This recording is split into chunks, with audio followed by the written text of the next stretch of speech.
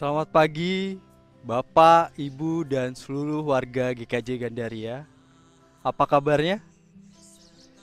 Kiranya kita semua selalu dalam perlindungan dan penyertaan Tuhan. Pada hari ini, Minggu 10 Mei 2020, kita akan kembali bersama-sama menjalani ibadah online di rumah kita masing-masing. Minggu Paskah kelima yang bertemakan keberanian menjalani hidup. Kiranya kita semua bersungguh-sungguh dalam menjalani ibadah ini, sesuai dengan taib yang sudah dibagikan. Pada hari ini, pelayan firman ialah Pendeta Didi Christian Adi Cahyono. Kiranya kita semua mempersiapkan diri dan selamat beribadah. Tuhan Yesus memberkati. Marilah kita bersama-sama menyanyikan kidung pembuka dari Kidung Jemaat 19, bait yang pertama dan yang ketiga. Tuhanku Yesus.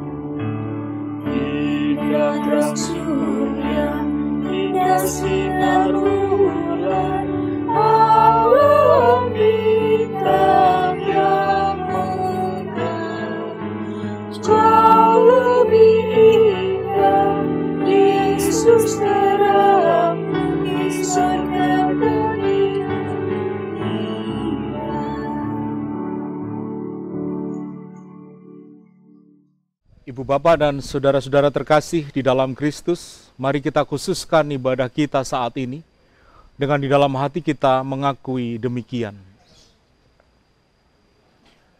Pertolongan kita adalah dalam nama Tuhan yang menciptakan langit dan bumi.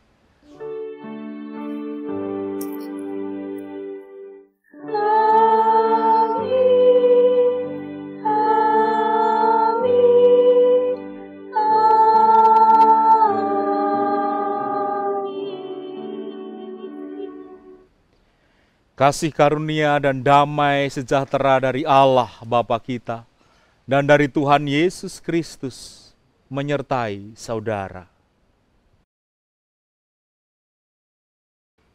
Kita bersama-sama memujikan lagu Seperti Rusa Rindu Sungaimu.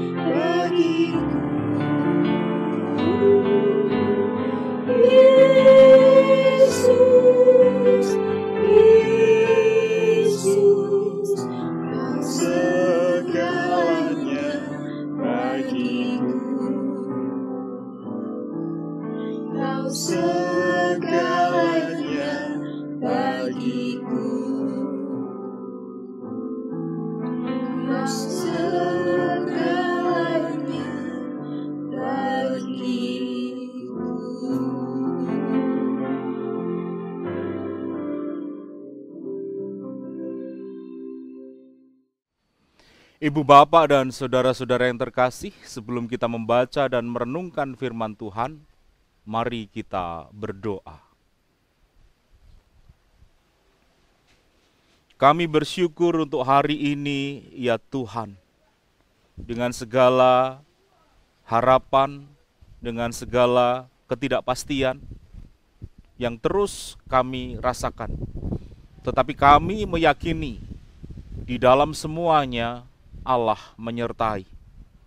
Dan kini di dalam penyertaan Tuhan jugalah kami memohon hikmat dan terang dari Roh Kudus, agar pembacaan dan perenungan sabda Tuhan yang akan kami lakukan meneguhkan kami, memberikan kami kekuatan untuk terus menjalani kehidupan pemberian-Mu. Bersabdalah Tuhan, kami mendengarkan. Di dalam Kristus kami memohon pertolongan Roh Kudus. Amin. Inilah Injil Yesus Kristus menurut Yohanes 14 ayat 1 sampai 14.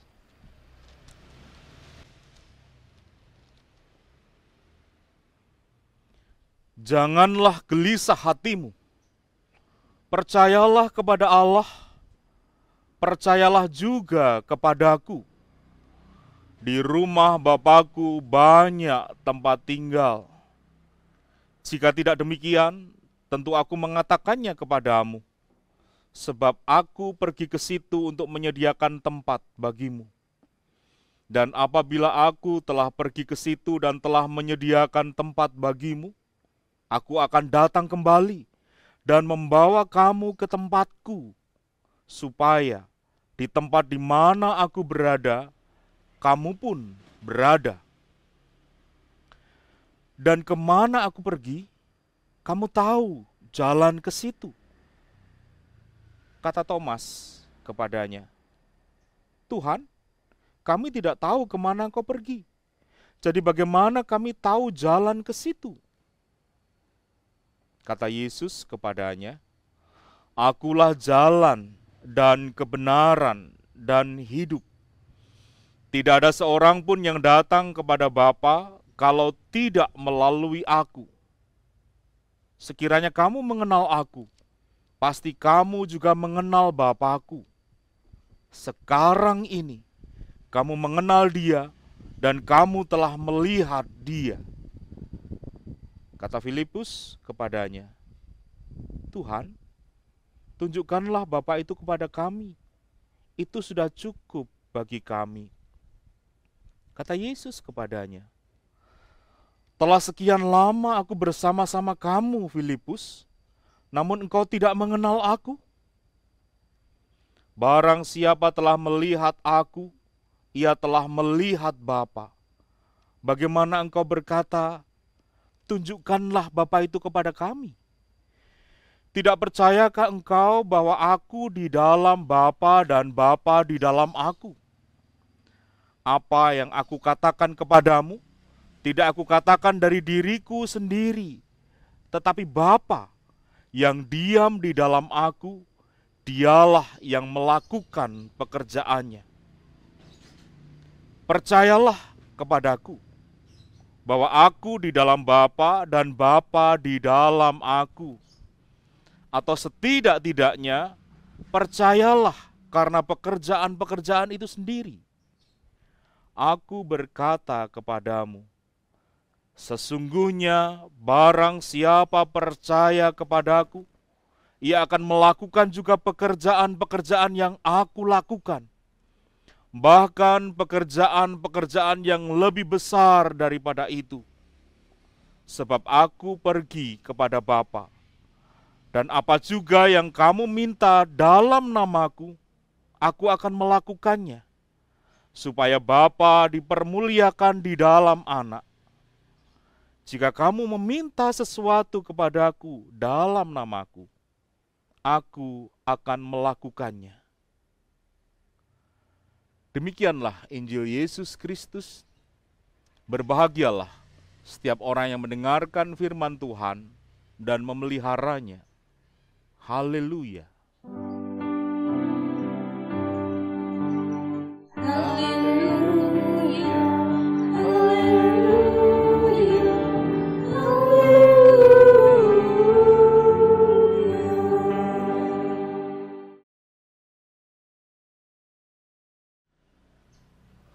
Ibu bapak dan saudara-saudara yang terkasih di dalam Kristus, selamat pagi. Bagaimana kabar hari ini? Menyenangkan? Mengkhawatirkan? Atau menjemukan? Apapun yang saudara-saudara alami, bersyukurlah. Ada sebuah lagu, saudara-saudara. Saya yakin saudara-saudara kenal lagu ini. Syairnya begini. Di jalanku ku diiring oleh Yesus Tuhanku. Apakah yang kurang lagi jika Dia panduku? Ya, saya yakin saudara-saudara di rumah mengikuti lagu tadi. Betul, itu adalah lagu dari Kidung Jemaat 408. Di jalanku ku diiring. Yang ditulis oleh Fanny J. Crosby. Coba bayangkan saudara-saudara. Saya ingin mengajak saudara-saudara mencermati syair di kalimat yang kedua. Apakah yang kurang lagi jika Dia panduku? Kalau kalimat itu diucapkan oleh kita semua yang tidak berkekurangan, mungkin terasa biasa saja. Tetapi yang menulis syair itu adalah Fanny J. Crosby. Seorang perempuan yang buta. Dia sebetulnya tidak dilahirkan buta. Dia dilahirkan seperti bayi kebanyakan pada umumnya, tetapi kemudian karena mistreatment yang dia alami ketika demam di usia 6 minggu, akhirnya dia kehilangan penglihatannya. Nah, sekarang coba bayangkan, seorang yang tidak memiliki penglihatan mengatakan, apakah yang kurang lagi jika Dia panduku? Dia menghayati betul tidak ada lagi yang dibutuhkan kalau Tuhan yang memandu. Kehidupan Fanny Crosby memang menarik. Dia sempat menikah dengan seorang pemain organ ternama di New York, namanya Alexander Van Alstyne. Kemudian dikaruniai bayi, tetapi tidak berumur panjang juga karena bayi perempuannya meninggal saat sang bayi tertidur. Seolah-olah kemalangan tidak segera beranjak meninggalkan kehidupan Fanny Crosby. Meskipun dia pernah mempertanyakan, sempat mempertanyakan kenapa ini terjadi, tapi pada akhirnya dia merelakan kepergian anak satu-satunya itu.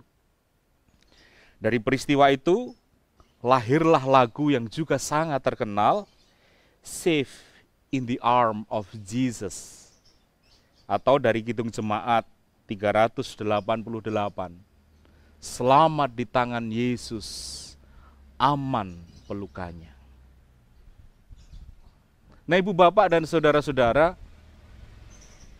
Fanny Crosby dengan segala keterbatasannya, tetapi sekaligus juga kelebihannya, dia terus meneruskan kehidupannya, menjalani hidup dengan berbagai pengalaman, suka duka, yang akhirnya menobatkan dia menjadi Queen of Gospel Writers, ratu dari penulis himne-himne Kristen.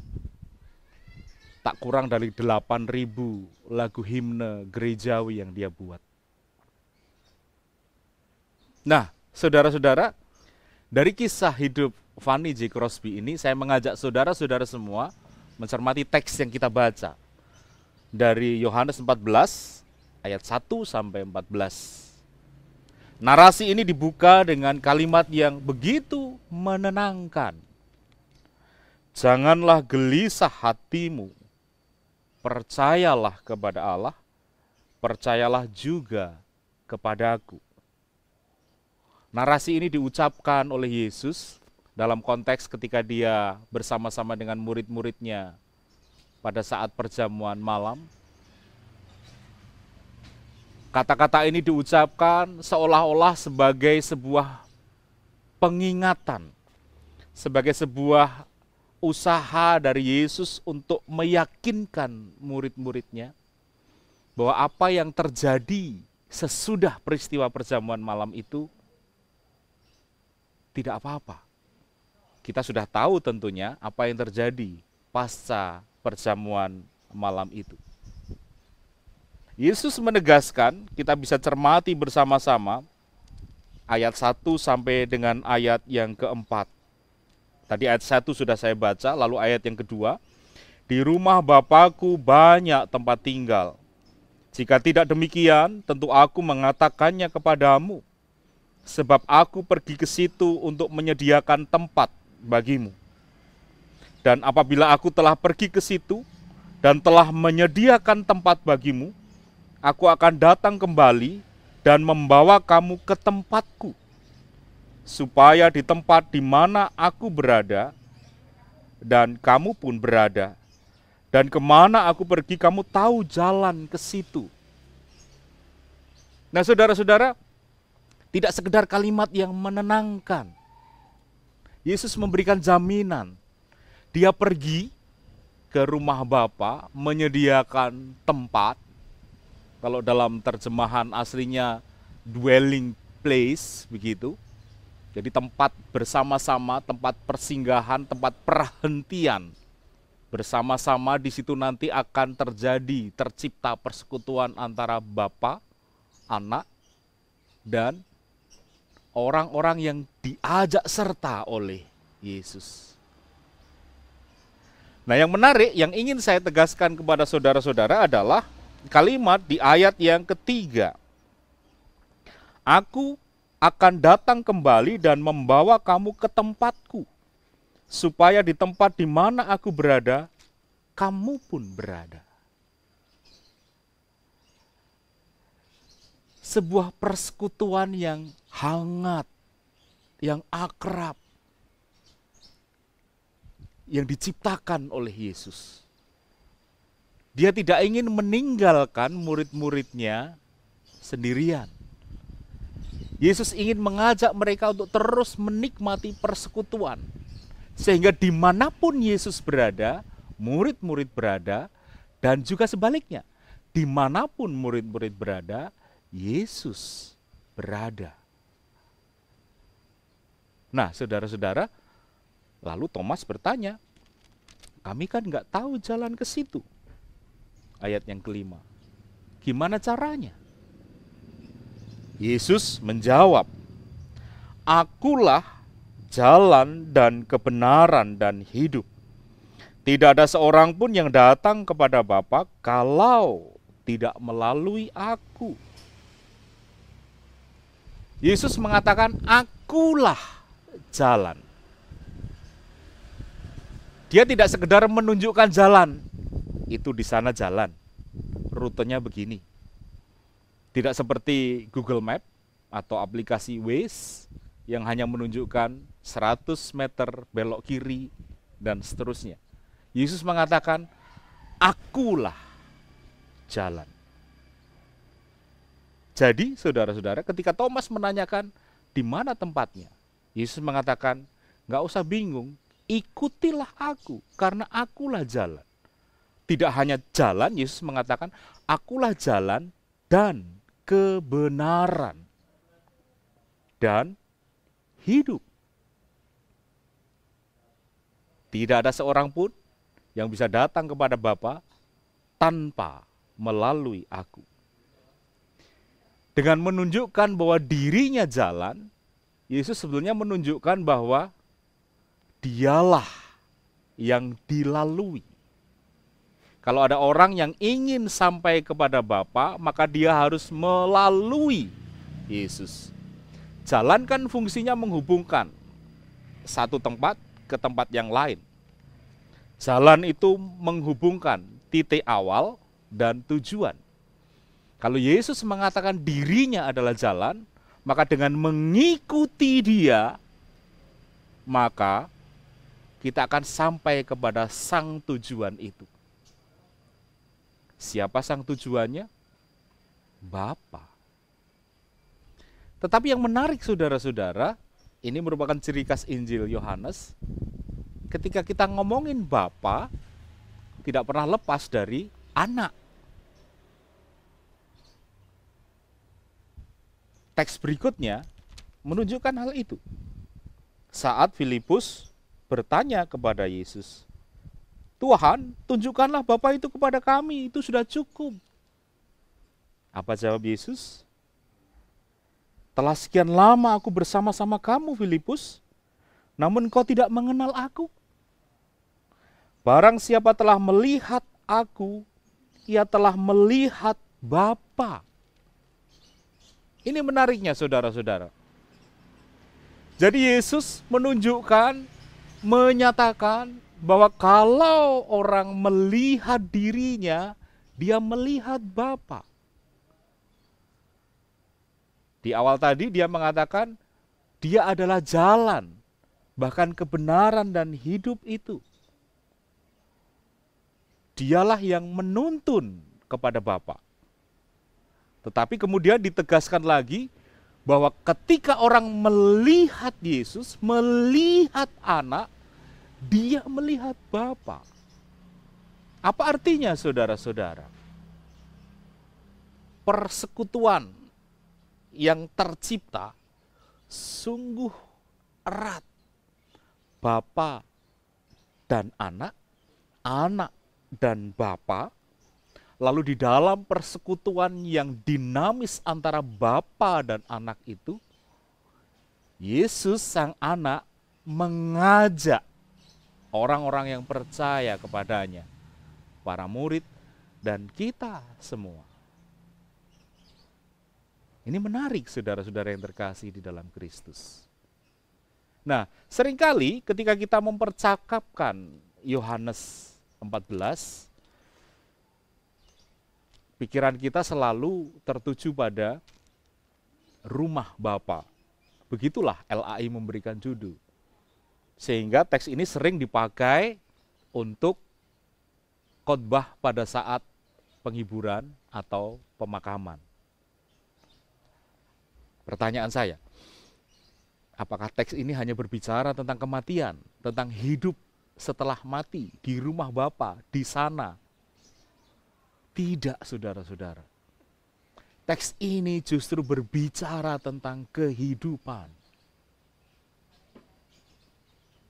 Coba perhatikan sekali lagi. Yesus mengatakan, dialah jalan menuju Bapa. Sebagai jalan, dia menyatakan kebenaran dan hidup. Orang ingin kepada Bapa, betul kan? Saudara-saudara juga ingin sampai kepada Bapa. Kita sudah diberi jalan. Yang sering kita lupakan adalah bahwa sang jalan itu adalah Bapa. Jadi ketika kita berjalan di dalam jalan itu, di dalam anak, maka sebetulnya kita berjalan di dalam Bapa, di dalam sang tujuan itu sendiri. Jadi teks ini tidak melulu berbicara soal rumah Bapa, kehidupan kelak kekal di surga dan yang lain sebagainya. Tetapi berbicara tentang bagaimana Bapa, anak dalam relasi yang dinamis merengkuh manusia untuk turut serta di dalam persekutuan yang tercipta itu. Dan persekutuan itu tercipta di mana? Di dalam hidup, di dalam kehidupan. Teks ini mengajak kepada kita saudara-saudara untuk tidak melulu memikirkan, oh nanti kalau ketemu dengan Tuhan di dalam kedamaian abadi, aku akan merasakan sentuhannya, aku akan merasakan rengkuhannya. tidak salah memang kalau teks ini dipahami seperti itu. Tetapi ada perspektif yang lain yang tidak melulu berbicara tentang kematian, tentang nanti hidup kelak bersama-sama dengan Tuhan. Tetapi berbicara tentang kehidupan di sini, saat ini, ketika kita berjalan di jalan yang menuju Bapa. Berjalan di dalam Kristus. Berjalan di dalam Kristus artinya menjalani yang Kristus jalani. Berjalan di dalam Kristus artinya melakukan yang Kristus lakukan. Di dalam proses perjalanan itu, di dalam proses apapun istilahnya, pengembaraan, peziarahan, saya lebih suka dengan kata-kata pengembaraan.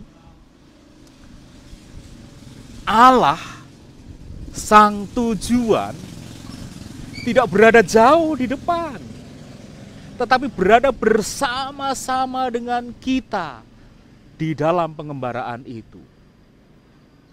Karena kita berjalan di dalam Kristus. Dan ketika orang melihat Kristus, dia melihat Bapa. Orang berada di dalam Kristus, dia berada di dalam Bapa.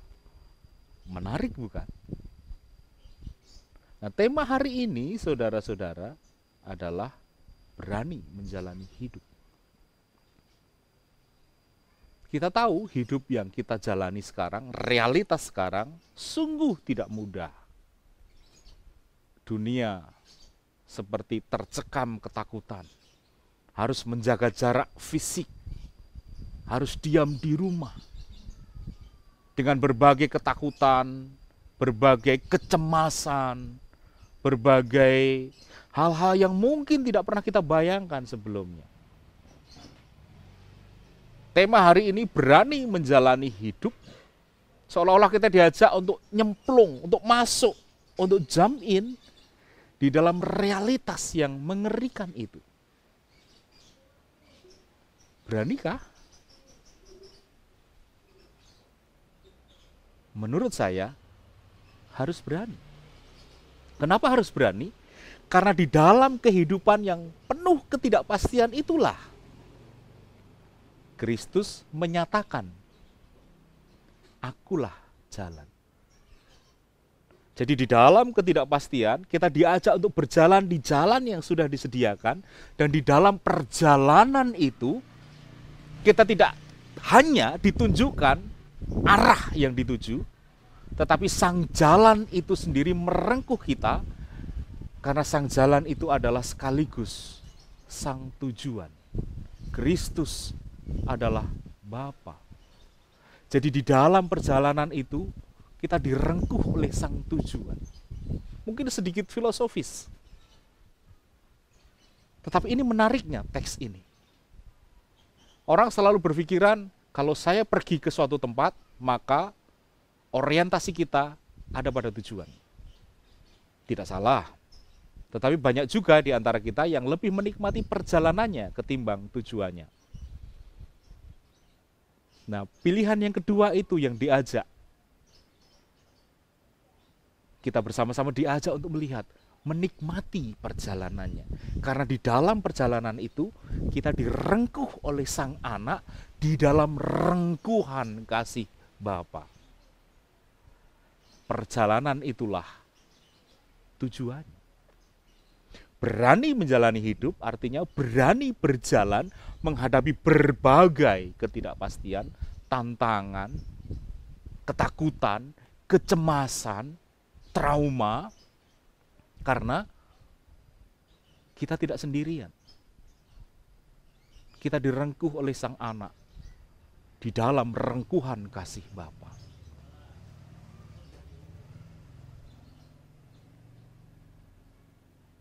Yesus kemudian menyatakan satu perkataan yang sangat-sangat kuat. Coba kita cermati bersama-sama, saudara-saudara, ayat yang ke-12.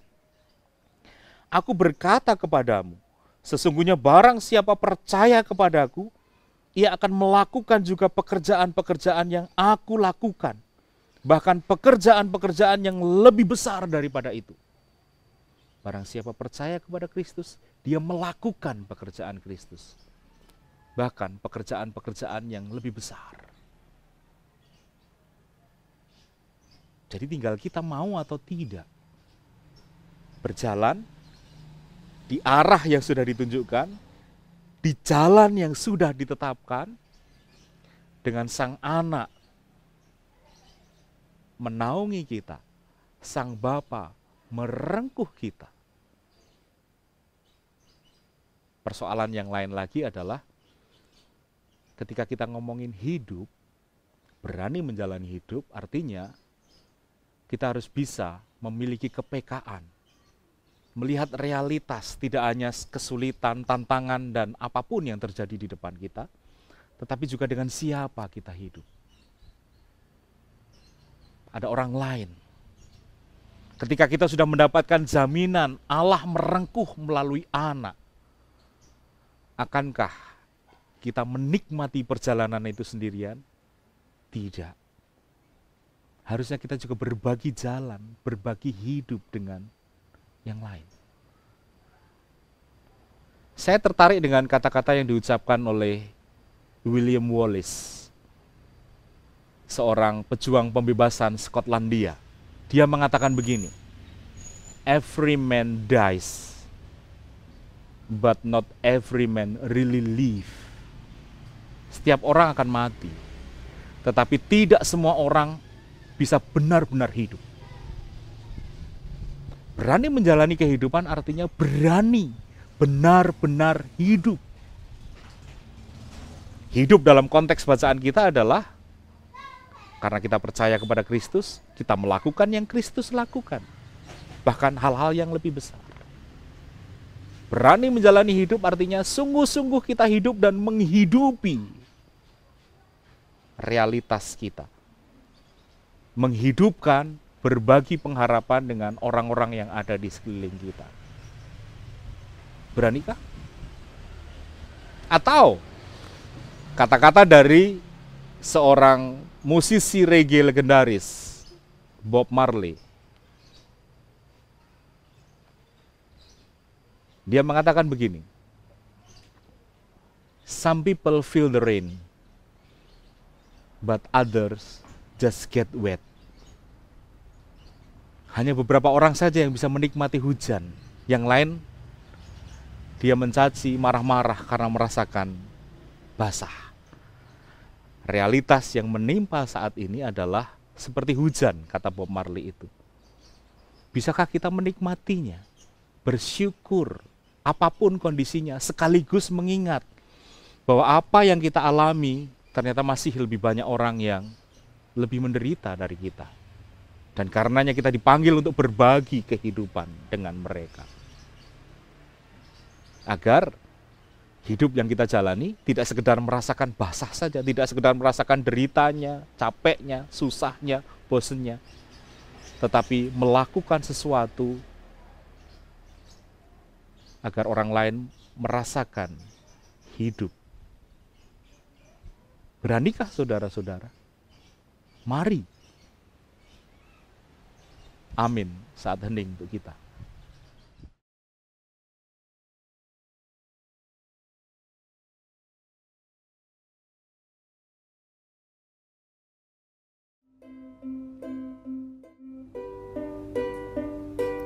Ambillah hati serta asaku, juga segenap rencanaku.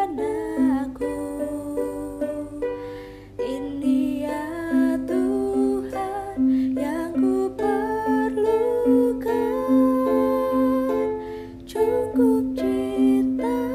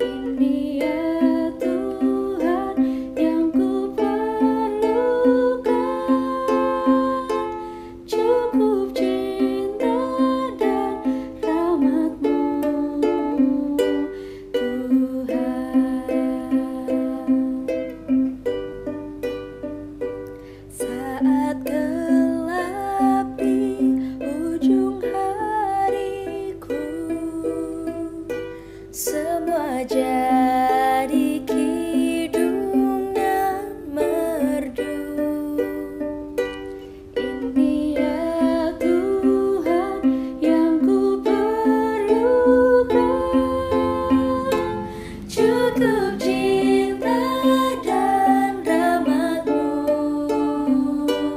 Tuhan.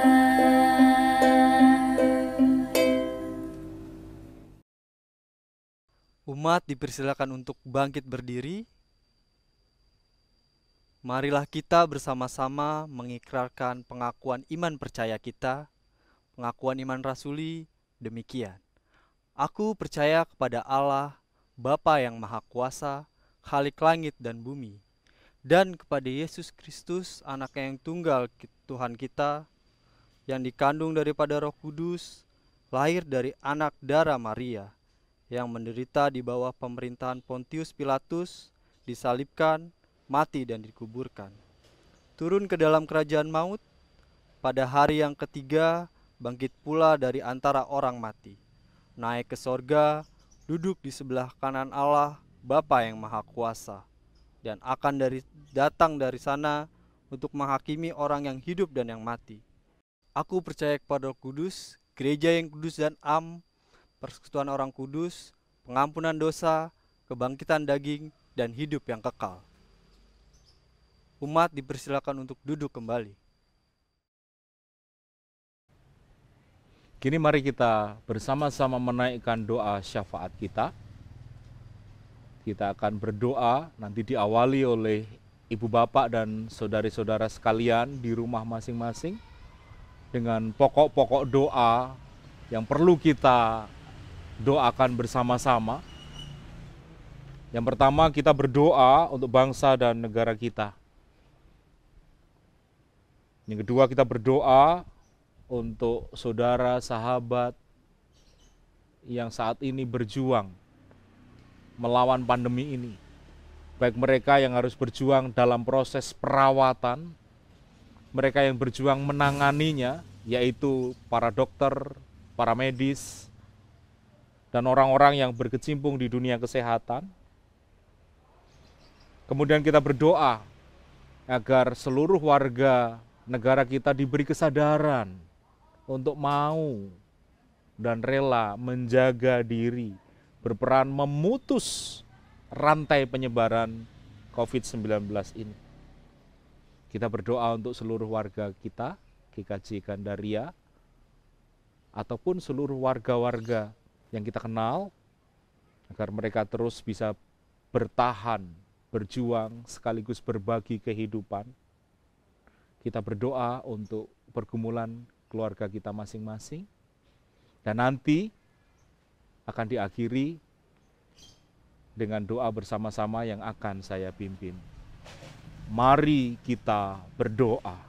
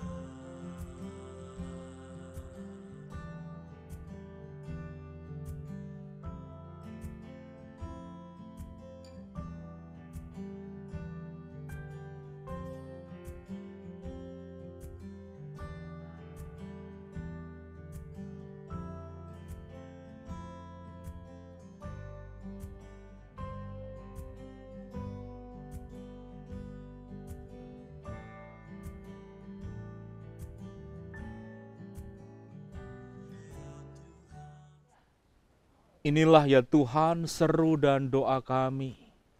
Ada banyak hal yang tak terkatakan, tetapi kami yakin dan percaya Engkau mendengar. Karena kami berdoa di dalam nama Yesus Kristus, Sang Jalan, yang menuntun kami kepada Bapa. Amin. Saat ini kita memasuki liturgi syukur. Marilah kita bersama-sama mempersiapkan persembahan terbaik kita untuk Tuhan Yesus. Ayat pengantar persembahan diambil dari Roma 12 ayat yang pertama.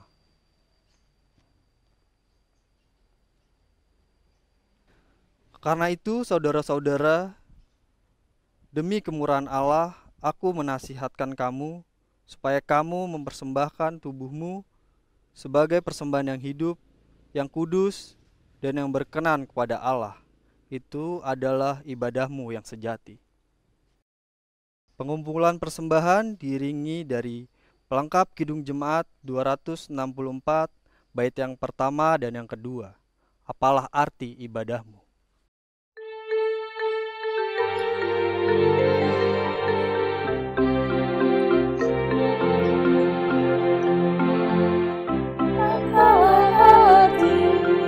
Ibadah kepada Tuhan, bila Dia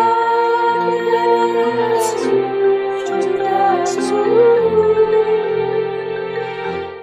Apalah arti ibadah kepada Tuhan,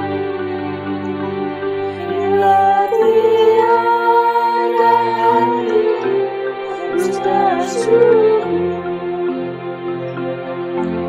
ibadah sejati jadikanlah persembahan.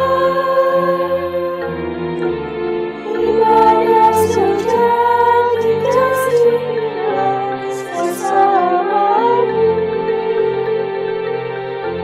Ibadah sejati yang berkenan bagi Tuhan, jujur dan tulus ibadahmu bagi Tuhan.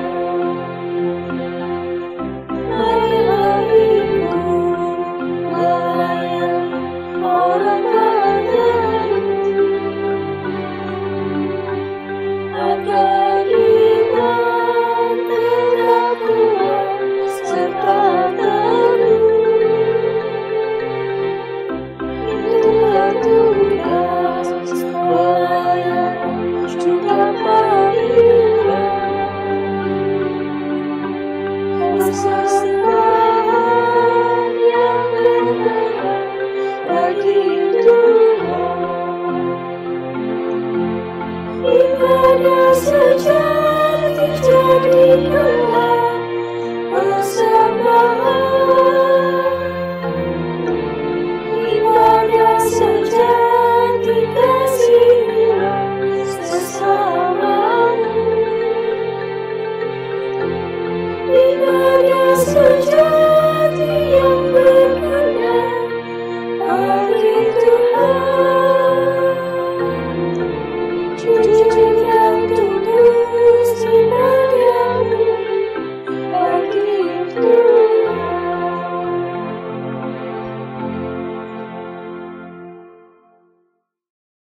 Mari kita berdoa.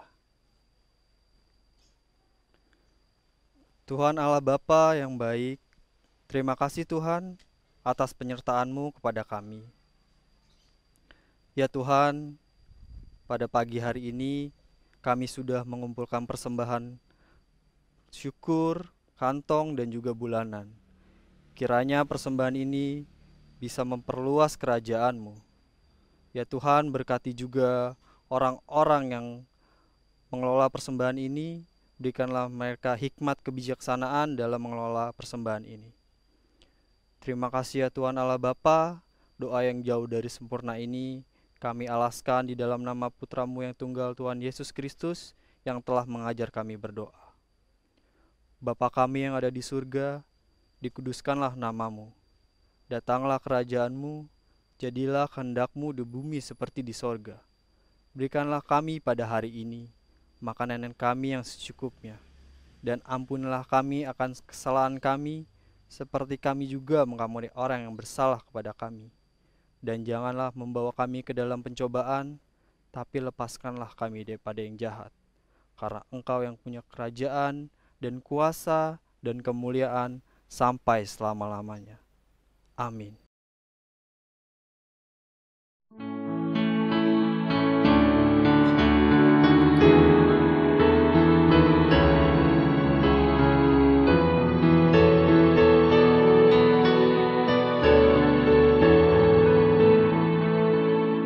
Di jalan hidup yang bebas sepi, puas dan dibenarkan, tolong mereka yang dalam gelap, asingkan gelap.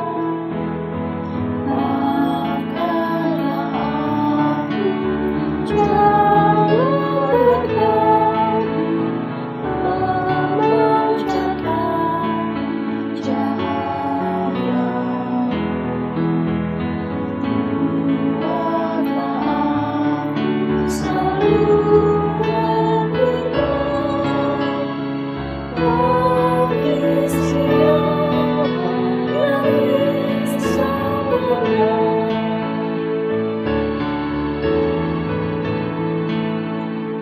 Wakilkan Kristus dengan kasih-Nya, pengampunan yang penuh. Romakan datang apabila Engkau menjadi saksi aku. Maafkanlah aku, jangan berkami, memancarkan cahaya. Buatlah aku saluran berkat bagi siapa yang risau benar.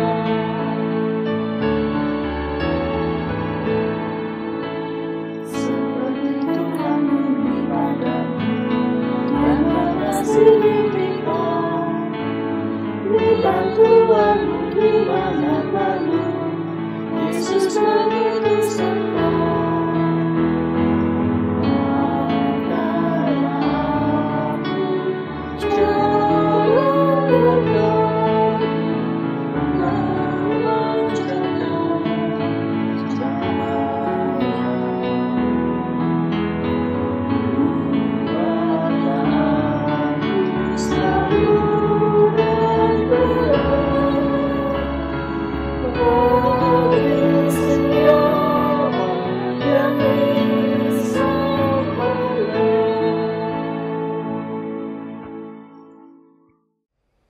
Ibu bapak dan saudara-saudara yang terkasih, arahkanlah hatimu kepada dunia. Jadilah sahabat bagi sesama. Terpujilah Allah, Bapa, Anak, dan Roh Kudus.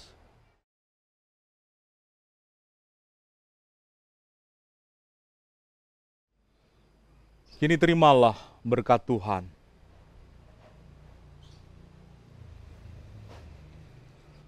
Tuhan memberkati engkau dan melindungi engkau. Tuhan menyinari engkau dengan wajah-Nya dan memberi engkau kasih karunia. Tuhan menghadapkan wajah-Nya kepadamu dan memberi engkau damai sejahtera. Amin.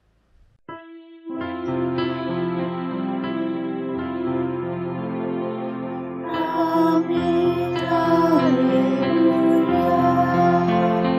Amin, haleluya. Terpujilah